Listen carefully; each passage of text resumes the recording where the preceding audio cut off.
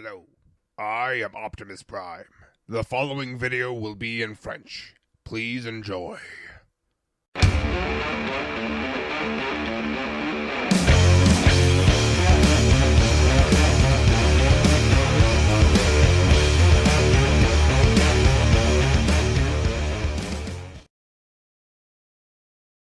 Hey, salut à tous, comment ça va?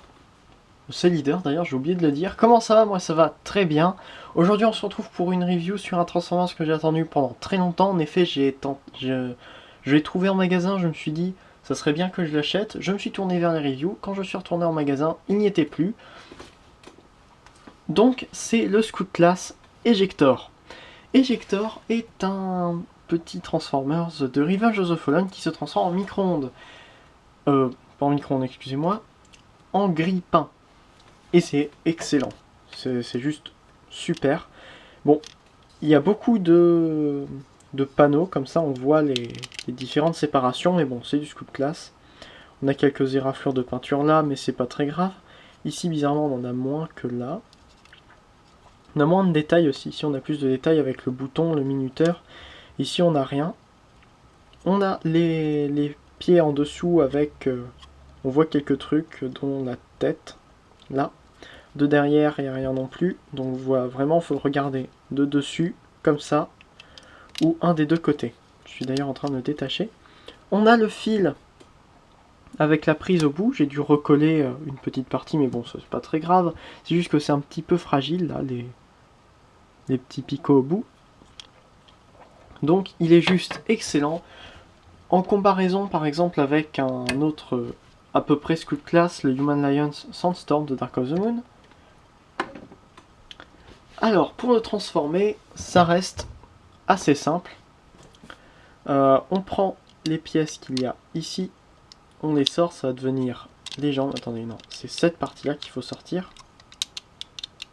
C'est mieux. Ensuite, on prend toute la partie du dessus et on la déclipse pour la ramener vers le bas. On prend cette partie-là et on la ramène comme ça, entièrement, donc sur cet axe, sur ces deux axes-là. On prend ce qui va former la tête, donc on a déjà la mâchoire d'en dessous. On lève ça, ça va faire toute la tête. Il est magnifique. Pour les jambes, on les prend, on les sort un petit peu, on tourne ça. Oups, attendez. Donc on les prend, on les tourne, on les sort. On prend ces petites parties-là et on les ramène comme ça. Ça va former des petites griffes. Pareil ici. Comme ça. Là, il tient déjà à peu près debout. Ensuite, on sépare ces pièces-là. On sort ça comme ça. On tourne. On ouvre ces pièces-là pour sortir les bras. Comme ça. Pareil de l'autre côté.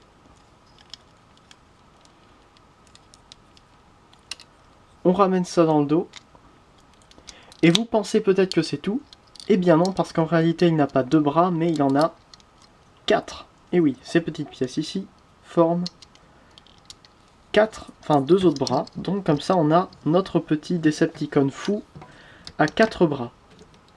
Je ne sais plus quel reviewer disait qu'on aurait dit un petit diable. Je crois que c'était Deathsight ou Jetfire. Il faut que je vérifie. Je suis à peu près sûr que c'était Deathsight au moment où j'ai regardé la review. Donc, alors, il ressemble un petit peu à ce qu'on voit, au Decepticon qu'on voit dans le film, quand la cuisine devient une armée de petits robots qui cherchent à tuer Sam, si je me souviens bien. Donc on retrouve ici une queue, voilà. On a une queue, des cornes, des pattes comme ça fait une sorte de diable. On a quelques applications de peinture orange, ce qui est quand même pas mal, ça fait justement les tubes pour chauffer à l'intérieur des grille-pains. Pour les articulations, rien au niveau de la tête. On a d'ailleurs un trou dans la bouche qui est pas mal, hein, ça, au lieu de faire une plaque, ça fait un trou. C'est rien, mais pas mal. Donc ensuite on a ball joint au niveau des au niveau des bras, donc on peut aussi monter comme ça. On a un axe uniquement comme ça pour ces bras là, mais un ball joint plus un deuxième axe pour cela. Ensuite ball joint pour les jambes, donc extérieur, avant comme ça, arrière comme ça, un genou, ça tourne, et peut-être un petit mouvement au niveau des griffes, mais ça sert à rien puisque le talon est en une seule pièce. Plus la queue évidemment qui est sur un fil, donc on peut bouger comme on veut mais qui ne tient pas. Donc voilà, on peut lui donner quand même des poses assez sympas. Donc ça, attendez. Voilà, on lui donne un petit truc style miette de gâteau et ça peut faire comme s'il était en train de manger. Voilà, j'ai inventé ça en 3 secondes, hein, donc c'est pas forcément une belle pose. En tout cas, est-ce que je vous le conseille si vous aimez bien les Transformers un petit peu spéciaux qui ne se transforment pas en véhicule? Oui, je vous le conseille très très fortement.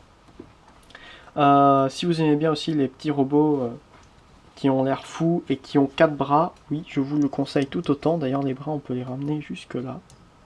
Ça, c'est cool. Je viens de remarquer ça.